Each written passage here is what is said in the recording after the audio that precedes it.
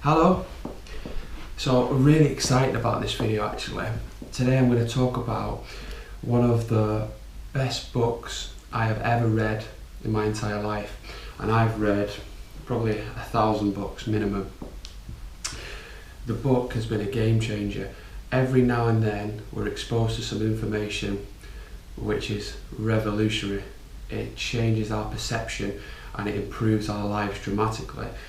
And that book, one of the best books I've ever read, is The Chimp Paradox by Dr. Steve Peters. Now, Dr. Steve Peters is a famous psychologist and he's worked with lots of elite sports athletes. He's worked with the British cycle team and he's very renowned in sports psychology. And this book has literally changed my life. I've read it twice now, and I first came across it 3 years ago. And what I want to do today is articulate and decipher some of the key points that I've learned from this book that's helped me, not only with my health and fitness, not only with my business growth, but also my personal development and my own life. So 3 of the most important things to me it has helped me with enormously. So on that note, I'm going to dive straight in and talk about the Chimp Paradox. So the way Steve Peters puts this across is so simple. This is what's genius about it. He says we have 3 systems in the human brain which operate. That's the human brain, the chimp brain, and also computer. So let me explain each one of those. So we've got the human brain, which is the consciousness. So for example, I'm thinking about what I'm saying to you right now. Consciousness is, right, I want to go to the shop. It's something that we realise that we're thinking. That's our human brain. The chimp brain is our subconscious mind. So this is our instincts. The chimp brain's been with us throughout our time, okay? Back into the caveman days, our chimp instincts allowed us to survive and get to this point and evolve. Chimp instincts are stuff like survival, reproduction, in order for the species to survive, to eat, otherwise we perish. So these are drilled into us naturally, otherwise we wouldn't exist. So that's the chimp aspects of the brain. Then we've got the computer aspect, and just like a computer, we save files, we put stuff in the computer. Sometimes we may have corrupt files or viruses, and the human and the chimp both put stuff into the computer. As soon as we're born, information goes in, information from our parents, our emotions evolve, and our computer, whenever we're unsure about something, we will go to our computer, see what the computer says, and then come back to us. So this is how our beliefs are formed, and it's all stored in like a big database. So it's extremely interesting when you think about it, because every day we have this almost battle between ourselves. We have one side of us that wants to be successful, perhaps wealthy, fit, the perfect family man, have a good successful career, a nice home. And then we have this chimp instinct which wants a quick fix. It wants the chocolate cake. It wants to feel good straight away. It wants to take the path of least resistance.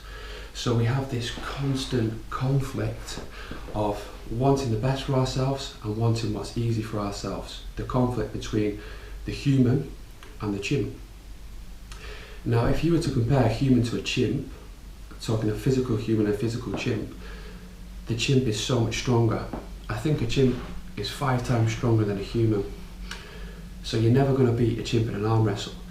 So what I'm trying to say is, you're never going to beat your chimp because it's too powerful. Your subconscious mind is too powerful.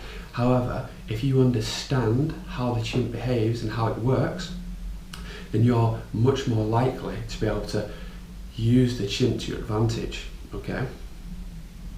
So one of the key things that I learned from this book is, first of all, understanding the overall concepts, the human mind, the chimp mind, and the computer system. Understanding what each of those components are. you know, the consciousness, the human brain, the subconsciousness, the chimp brain, and the computer, a combination of the both.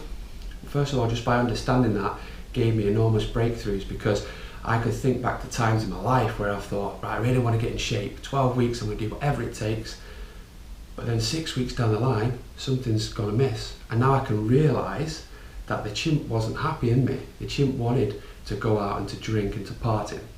I didn't realise that at the time. I just thought it was down to myself and down to lack of willpower. And I beat myself up over it. If I would have known this information back then, I would have dealt with things differently.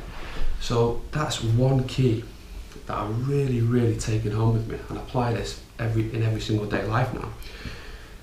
The second way to manage your chimp is to give it rewards. So your chimp wants the quick, instant fixes, the cake, the takeaways, stuff like your animal instincts, like it wants to reproduce, it wants to go out and have sex basically, it wants to be part of a troop, it wants to socialise, because when you're part of a troop, you've got greater chances of survival, because we still think like we did back in the caveman days. We need to reproduce for our species, we need to be part of a tribe to be protected from other tribes, and the stronger the team, the more likely we are to succeed and get by in life. And with your chimp, it's always going to be there, you can't ignore it.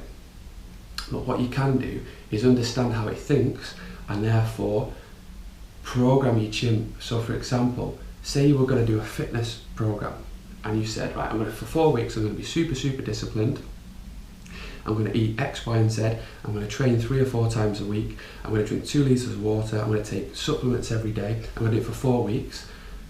If you were to say I'm going to do it for a year, your chimp, I guarantee it, is going to at some point hijack you and take over, and you're going to fall off the bandwagon. Whereas if you were to say, right, in 4 weeks time I'm going to have a cheat meal, or I'm going to go to the cinema, I'm going to go and take out my girlfriend, I'm going to go to a theme park with my kids, whatever it may be, then you're exciting the chimp and you're now working with it as opposed to against it. Because as I said earlier in the video, you're not going to take on the chimp on a one-to-one. You have to be smart, you have to understand how your emotions and your subconscious mind works, and then put together a plan of action to make sure that what you're doing is what you want, and making sure that you're not going to be hijacked by your emotions too much, or if you do, you know how to deal with them. So for me, they're the 2 absolute take-home points of the book, and I'd really recommend this book for anybody that wants to gain a better understanding of their own mindset, of how the brain works. It's extremely easy to read. Honestly, I think, you know, a 15-year-old could read this and absorb the information. It's put together so simply that anybody can understand it. And like I said, I've read this book twice now, and it stays with me every single day. Whenever I'm thinking about stuff, I think, am I thinking with my human brain that wants to be successful, or am I thinking with my chimp brain, which is irrational and wants quick fixes? And just by realising that, I can then question my thoughts and deal with the chimp, if you like. And the benefits of that is making sure that I'm on track with my business, I'm on track with my personal life, I'm on track with my health and fitness. Now, I'm not saying I get it right all the time, because I don't, and I still have my up and down days. But one of the best things for me that's ever happened in my life is coming to the understanding that self-development, psychology, is the key ingredient for success in any endeavour, period. It really is. Understanding how your emotions work is so important. So that's my overall review of the Chimp Paradox. It's a fantastic book. Stay tuned, I'm going to be doing more reviews. I'm thinking of doing a video post at the end of the year, so in about 4 weeks time, of all the books that I've read this year. I think I've read about 27 books so far, and just doing a quick run through and going through everything that I've learned from the books. Not everything, sorry, because that would take us days and days. I don't think YouTube would let me put that amount of video on there, plus you'd probably fall asleep. But just quickly going through the books, right, what's one key point I've learned from this book? And most of the books that I actually read are self-development and psychological books, so it's that's one for the future anyway. But if you've liked this video, please give it a little like, leave your comment as to why you liked it, what you got from it. If you disliked this video, that's cool as well. Show me that you disliked it, and again, leave some criticism, leave some feedback. I'm always keen to improve the videos and the blogs that I deliver. So either way, please just engage. I'd love to hear from you. Take care wherever you are in the world, and I'll speak to you very soon.